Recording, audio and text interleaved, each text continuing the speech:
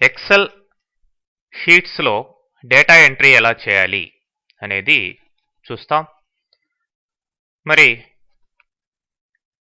మీ యొక్క mouse arrow కీని ఎక్కడ ప్లేస్ చేస్తే అక్కడ మీరు ఎంటర్ చేయడం జరుగుతుంది డేటా.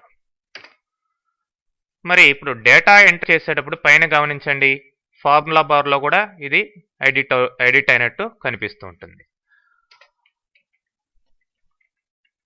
మరి ఇక్కడ మీరు ఫార్ములాస్ వేసుకునేదానికి అవకాశం ఉంటుంది. సింపుల్గా చూడండి, ఇక్కడ నేను D3లో ఉన్నాను, 3 అనే సెల్లో ఉన్నాను. ఇక్కడ చూడండి 4 + అని ఇవ్వాలి, 5 + 6 + 9 అవన్నీ టోటల్ కావాలనుకోండి. ఫార్ములా ఇచ్చేసాను, ఎంటర్ ప్రెస్ చేయండి. వీటి యొక్క టోటల్ ఇక్కడ ఉంది, ఫార్ములా పైన ఉంది. ఇట్లా ఎట్లాంటి ఎక్స్ప్రెషన్ అయినా సరే, ఎలాంటి ఫార్ములా అయినా సరే మీరు డైరెక్ట్గా వేసుకోవచ్చు. మరి ఆల్రెడీ వేరే సెల్స్లో ఉండే డేటాని బేస్ చేసుకొని ఒక ఫార్ములా వేయాలంటే, అంటే ఈ D4 అనే సెల్లో ఈ 3 వాల్యూస్ యొక్క అడిషన్ కావాలి అనుకోండి. సో ఈ విధంగా ఉంటుంది ఫార్ములా. ఫస్ట్ సెల్ నేమ్ ఏంటి? A1. So equal to A1 plus A2 అంటే రెండో సెల్ 200 కలిగి ఉన్న సెల్, ప్లస్ నెక్స్ట్ 300 ఎక్కడ ఉంది? B2లో ఉంది, కాబట్టి B2 ఎంటర్ ప్రెస్ చేస్తే ఆ మూడిటి యొక్క అడిషన్ ఇక్కడ రావడం జరిగింది. So this particular cell is referencing the addresses of these 3. Okay, ఈ మూడిటిని ఇది ఫాలో అవుతుంది. చూడండి, ఇక్కడ ఏదైనా వాల్యూ మీరు మార్చండి. ఫర్ ఎగ్జాంపుల్ ఇక్కడ 500 ఎంటర్ చేయండి, ఆటోమేటిక్గా ఇక్కడ 1000 అయిపోవడం జరిగింది as per the given formula. Okay, అట్లనే దేంట్లో మార్చినా సరే ఇమ్మీడియట్గా ఇక్కడ ఎఫెక్ట్ కావడం జరుగుతుంది. మరి ఈ విధంగా ఫార్ములాస్ మీరు వేరే సెల్స్ని బేస్ చేసుకొని కూడా వేయచ్చు. మరి డేటా ఎంట్రీ చేసేటప్పుడు మీకు సేమ్ డేటా రిపీట్ అవుతుంది అనుకోండి. ఫర్ ఎగ్జాంపుల్ ఈ 100 అనే డేటా కిందంతా కావాలి, వేరే సెల్స్లో కూడా కావాలి అనుకుంటే ఈ యొక్క మౌస్ యారోని ఇట్లా కరెక్ట్గా ఆ క్రాస్ పాయింట్లో పెట్టండి సెల్లో. ఇప్పుడు బ్యాక్ టు డౌన్, కిందకి కావాల్సి ఉంటే కిందకి ఇట్లా చూడండి, సేమ్ వాల్యూస్ రిపీట్ కావడం జరిగింది. అదే రైట్ సైడ్కి కావాలనుకోండి, రైట్ సైడ్కి డ్రాగ్ చేయండి. ఈ విధంగా మన వాల్యూస్ని మళ్ళీ మళ్ళీ టైప్ చేయకుండా సింపుల్గా రిపీట్ చేసుకోవచ్చు. అదే ఈ యొక్క వాల్యూస్ జనరేట్ కావాలి అనుకోండి, ఫర్ ఎగ్జాంపుల్ ఇంక్రిమెంట్ కావాలి.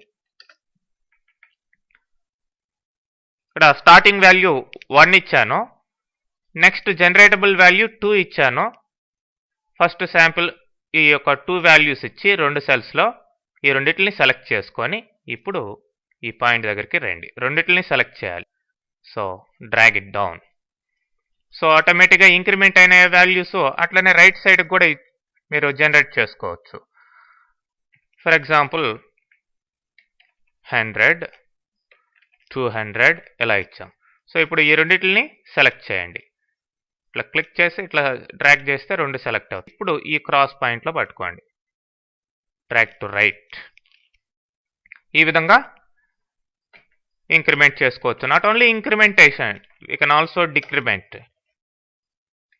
ఫర్ ఎగ్జాంపుల్ 150, 50 డిక్రిమెంట్ అయ్యే విధంగా ఇట్లా డ్రాగ్ చేయండి.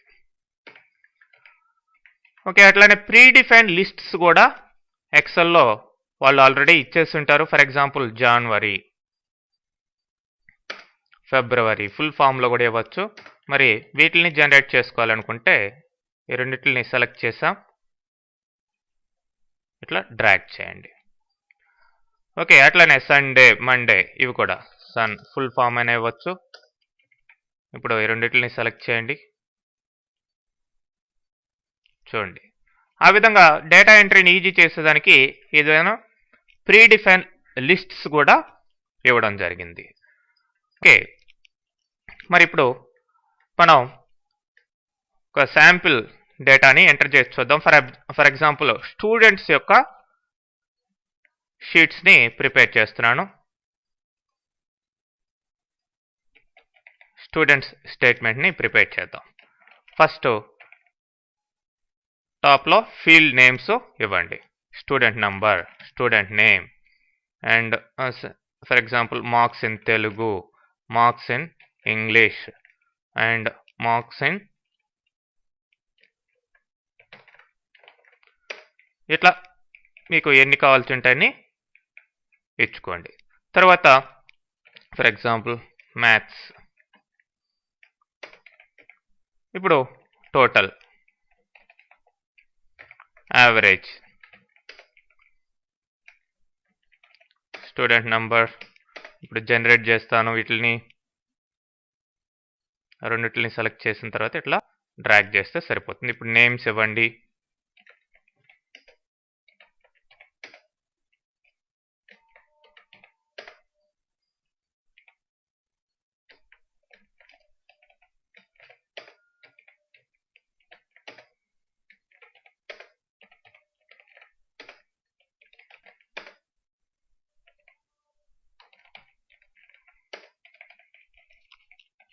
సో మార్క్స్ ఇన్ తెలుగు,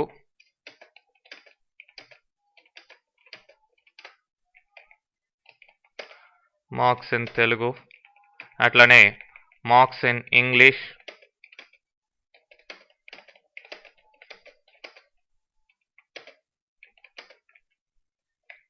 అనే సైన్స్. ఎంటర్ ప్రెస్ చేయండి. Late arrow keys, down arrow keys ఇవ్వండి.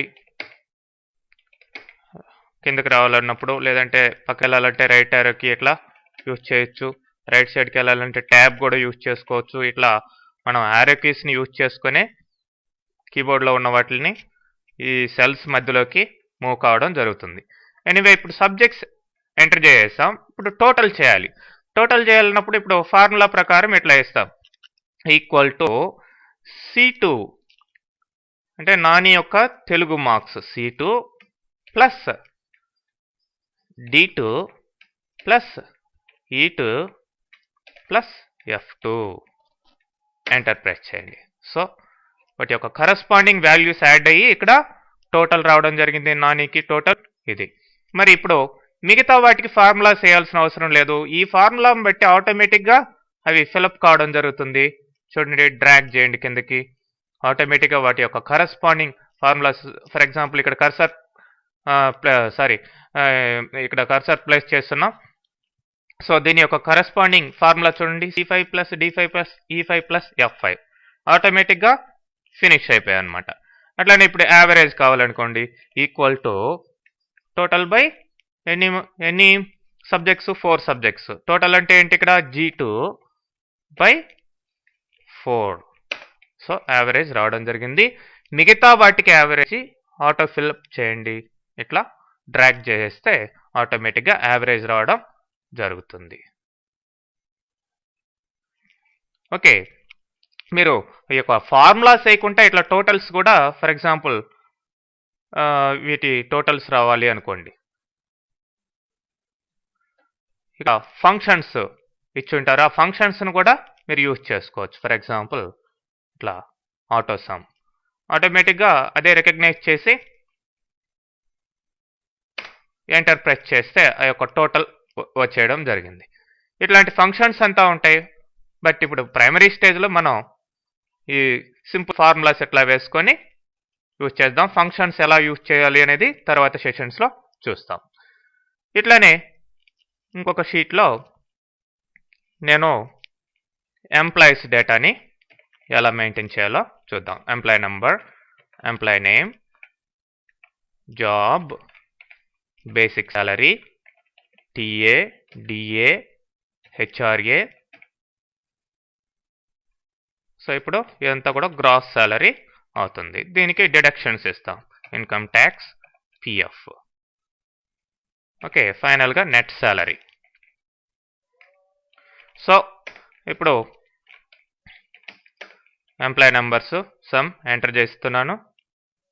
సో డ్రాగ్ చేయండి. అట్లనే నేమ్స్ ఇవ్వండి.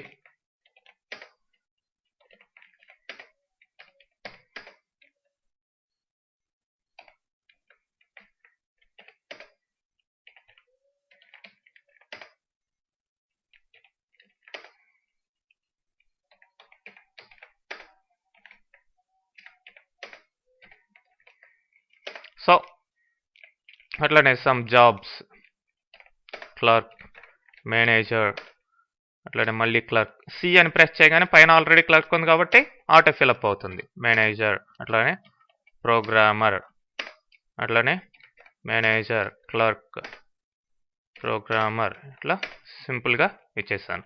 మరి ఇప్పుడు పక్క సెల్లోకి ఇవి ఎంతున్నాయి, ఇట్లా మనం ఆ యొక్క సెల్ విడ్త్ని ఇట్లా ఇంక్రీజ్ చేసుకోవచ్చు. అట్లనే రో హైట్ని కూడా ఇంక్రీజ్ చేసుకోవచ్చు. మరి ఇప్పుడు బేసిక్, అందరికీ బేసిక్ సాలరీస్ ఇస్తాం.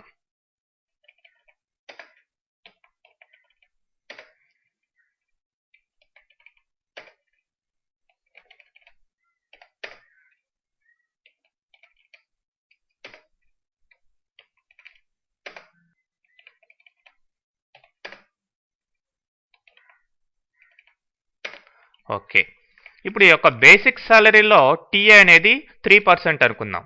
సో బేసిక్ అంటే ఏంటి, ఇక్కడ ఎదురుగా 1200 అంటే D2 ఇంటూ 3% టీఏ అనుకుంటే 3% సింబల్ ఇచ్చేసేయండి. ఆటోమేటిక్గా క్యాల్కులేట్ కావడం జరుగుతుంది. ఓకే, బేసిక్ సాలరీలో టీఏ అనేది 3%, అట్లనే డిఏ అనేది ఒక 4% ఇస్తాం. D2 into 4%. అట్లనే హెచ్ఆర్ఏ 2% అనుకుంటాం. D2 into 2% symbol. సో వీటిలంతా కలిపేస్తే మనకి గ్రాస్ సాలరీ రావడం జరుగుతుంది. D2 plus E2 plus F2 plus G2.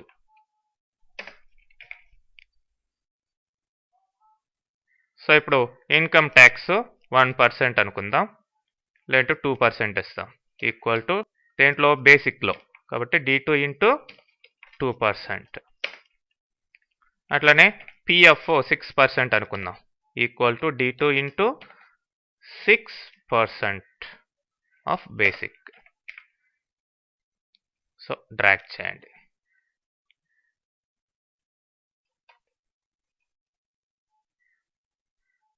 ఇప్పుడు నెట్ సాలరీ, ఈ యొక్క గ్రాస్ సాలరీలో నుంచి ఈ రెండింటిని తీసేస్తే మనకి నెట్ సాలరీ రావడం జరుగుతుంది.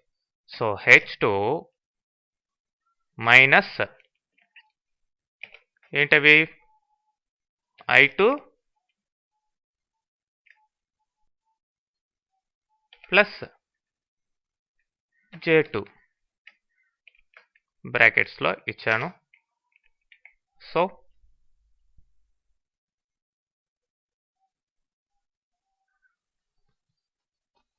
దట్స్ ఆల్, నెట్ సాలరీ రావడం జరిగింది. ఈ విధంగా మనం సింపుల్గా డేటాస్ని ఎంటర్ చేసి క్యాల్కులేట్ చేసుకోవడం జరుగుతుంది.